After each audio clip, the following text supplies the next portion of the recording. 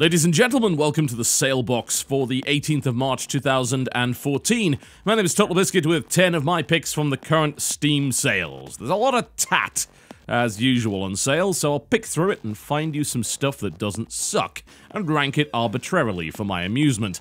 We'll start with number 10, shall we? Killing Floor, 75% off.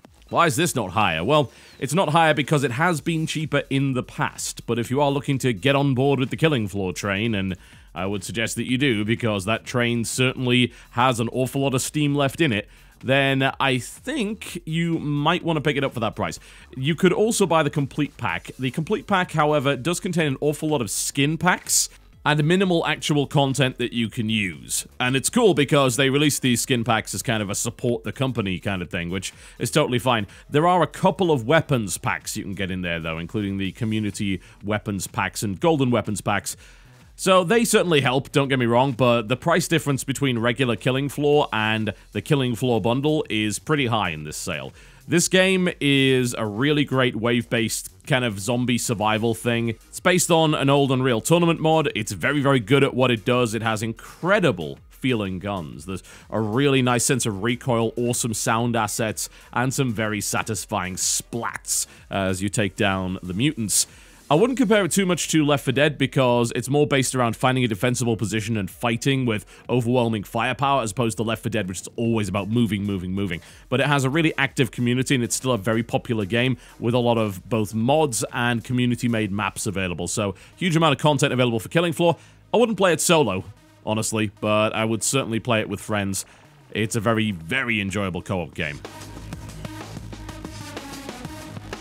Number 9, Saints Row 2, 80% off. This isn't higher on the list because, unfortunately, the PC port of this is tat. Not a good port at all, I am afraid. And that's a shame because many would argue that Saints Row 2 is actually the best in the series. They would go as far as to say that. And I don't think they're necessarily wrong, because this was before Saints Row kind of jumped the shark and became this wacky, crazy game. It still had enough humor in it, but it was also kind of its own brand of GTA-style action before it went futuristic, before it went superpowers, and all that kind of stuff, which is why it's a real shame that the PC port is not that good. However, it's PC. That means, of course, there is a solution. The Gentleman of the Row Super Mod is very useful for fixing a lot of the problems that this game actually has. If you head over to PCGamingWiki.com, you will find a link to that, as well as information about all of the other issues that you might run into. I normally wouldn't recommend a port like this, but when it's that heavily discounted and when the game is actually that good, you might want to have a look at it. Number 8, Warp, 70% off. It's a bit of a puzzler, but also a bit of a stealth title with some rather nasty assassination elements. You play this very, very cutesy alien who has the ability to teleport around the place, and that also involves teleporting into people and, well, murdering them horribly, which is an interesting way of dealing with things, certainly. It was actually quite an attractive and charming title when I first played it. It used to only be available on Origin. It is now also available on Steam. And it is quite the worthwhile title. I did do a WTF of this if you want to know anything else about it. But if you are looking for something that is focused on single player alongside puzzling and a little bit of action, then I think you might enjoy Warp. It's got a nice graphic style and it's got some fairly unique and interesting mechanics. Do bear in mind that you do need an Origin account to play it, though. Even though it is sold on Steam, it does require an Origin account in order to actually register and play it, which is a little bit of a pain in the arse. But again, at that kind of discount, it's probably worth looking at anyway, as are many games that have those various nuisances and problems. Number 7, Hotline Miami, 75% off. Well, it's a good time to pick it up if you are looking forward to the sequel, or if you have no idea what the bloody sequel's going to be like. Hotline Miami is almost like a puzzle game in the sense that it requires a ridiculous amount of planning to play at the higher levels, simply because the game is really, really difficult and you die in one hit, but so do your enemies. It enjoys a very trippy 8-bit aesthetic with a rather fantastic soundtrack and some pretty gruesome moments, despite the fact that it looks like it ran on the NES. The only reason, again, that this isn't higher is, one, it has been slightly cheaper in the past, and secondly, I still can't get over the incredibly annoying sort of shaking about that the game does every time you move. That actually made me feel a little bit seasick, and I know it affected some other people as well, but Hotline Miami is an absolutely incredible game. Number 6, Dungeon Hearts, also 75% off. Now, there are plenty of games that I feel are not really worthy of consideration unless they happen to be on sale. Dungeon Hearts is one of those things, and the sale is so goddamn ridiculous on this title that it's worth picking up regardless of the problems that the game actually has. It's a bit of a puzzle RPG, it plays in real time, and it has a match 3 system, but it's all done very, very quickly. So it reminds me a little bit of a mixture of Puzzle Quest and 10 Million, both of which were fairly enjoyable. I wouldn't necessarily say I like the aesthetic, I've got to say. There are some elements of it that are pretty cool, and then the rest of it, particularly the actual puzzle components, don't look particularly good, but the actual game itself is a lot of fun. Though the mouse controls can be a little bit of a pain in the wrist for extended play sessions, thankfully each session of the game is relatively short. Foul Play, 75% off. Yeah, we've had this one before.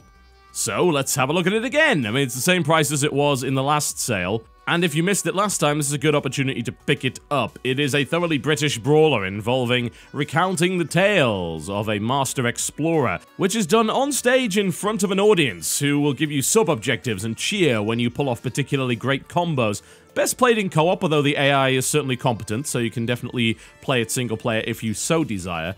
And the one thing that I would say about it is that it's got an incredible aesthetic and a really unique premise. Although, it also results in you not being able to die, because of course you're on stage. So it really is a game about combos and maintaining the combos and getting the highest score. I found it incredibly charming. The writing's great, the humor's great, and I love the way that various enemies and set pieces are brought onto the stage. Admittedly, the stage also infinitely scrolls, which we don't have an explanation for, but I can let that slide. Shadow Warrior, 75% off. One of my favorite games from last year, and rightfully so. It's an excellent reimagining of Shadow Warrior by the folks that brought you Hard Reset, and it's a bloody and humorous romp with a katana and various very large upgradable weapons, as well as special samurai spirit powers which came from God knows where. If you do like slashing demons into tiny little pieces, then this is a game that lets you do that. It's a very, very good PC game as well, with nice graphics and an extensive options menu, which is always nice to see. It is single player only, so do bear that in mind. There are some challenge levels that you can play for score, but if you're looking for multiplayer, you will not find it here. That said, if you want around 6 hours of really, really good first-person shooting, this is the place to find it. Number 3, Bionic Dues, 75% off. I never got around to doing a video on this, however I did play quite a bit of it. It is a roguelike, a real one, by the way, as in when you move, the enemies move, turn-based, permadeath, that kind of thing. Really, really good itemization.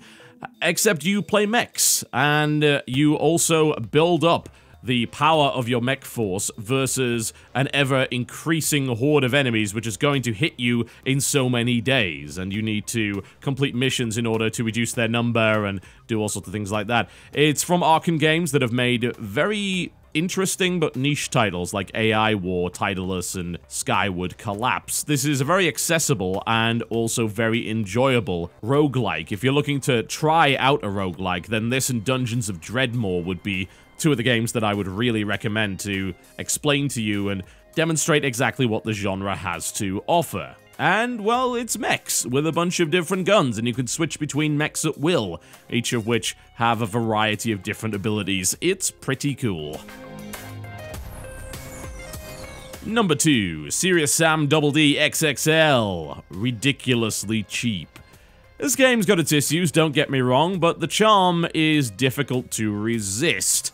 In Serious Sam Double D XXL, you are Serious Sam in a side-scroller with guns that stack on top of other guns. And it's just silly.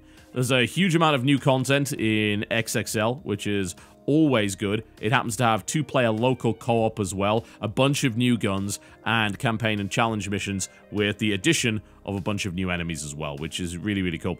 It was an interesting spin on Serious Sam, I've got to say. And if you want to ride and or fight dinosaurs, or possibly both at the same time, with a stack of giant guns, you're not going to find that many games that let you do that. So, give it a bash. That game also has a demo, by the way, if you're worried about throwing away the price of a McDonald's burger on this thing.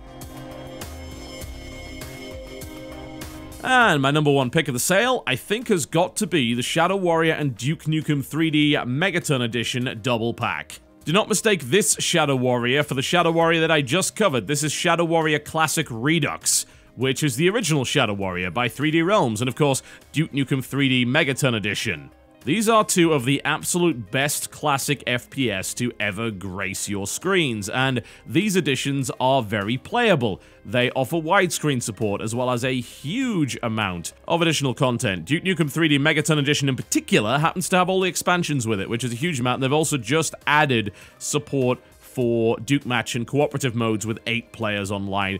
They put Steam Workshop support in there as well. I mean, there's just so much to see in both of these games. And I think the thing to note from both of them is that they're still very playable to this day, and they offer a level of map design which is outside the reach of most modern titles. These games are more like mazes, and they reward exploration with hidden items and all sorts of things like that. I've done a video on why I think that Duke Nukem 3D's level design is some of the best ever, along with, of course, the classic Shadow Warrior.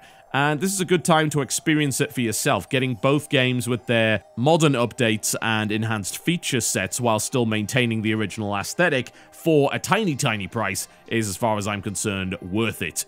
And it's something that you should indulge your time into, seriously. See where we came from and wonder exactly how the hell we got here. Alright folks, that wraps me up for today's Salebox. Thank you very much for watching, and I'll see you next time.